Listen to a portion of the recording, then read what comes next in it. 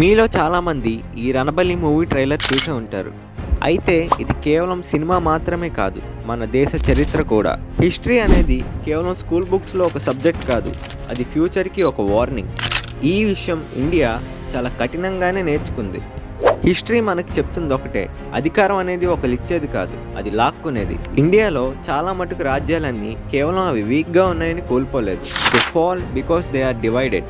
మన హిస్టరీలో విలన్స్ ఉండరు, ఓన్లీ ఇన్వేడర్స్ ఇంకా రెసిస్టెన్స్ మాత్రమే ఉంటుంది. వీళ్ళందరినీ ఎదుర్కొని వీరమార్తాండ నాయక, రాణి రుద్రమదేవి ఇంకా ఛత్రపతి శివాజీ మహారాజ్ లాంటి ఎంతోమంది వీరులు అధికారం కోసం కాకుండా ఐడెంటిటీ ఇంకా ధర్మం కోసం యుద్ధం చేశారు. ఈ దేశంలోని ప్రతి నేల మీద ఒక వీరుడి రక్తంతో రాసిన ఒక కథ ఉంటుంది. అలాంటి ఒక వీరుడి కథే ఈ రణబలి. ఇది మాత్రమే కాదు, మీరు తెలుసుకోవాల్సిన చరిత్ర ఇంకా చాలానే ఉంది. అది మీకు తెలియాలంటే do follow our channel tempts aura.